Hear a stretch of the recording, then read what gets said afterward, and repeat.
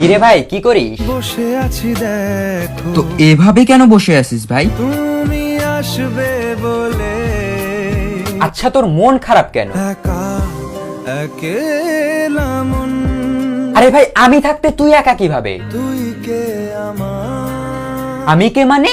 আমাকে তুই ভুলে গেলি? না রে না ভাই তুই কি তোর লাইফে ভালোভাবে বাঁচতে চাস না? বেঁচে থেকে লাভ কি বল বেঁচে থেকে লাভ কি মানে?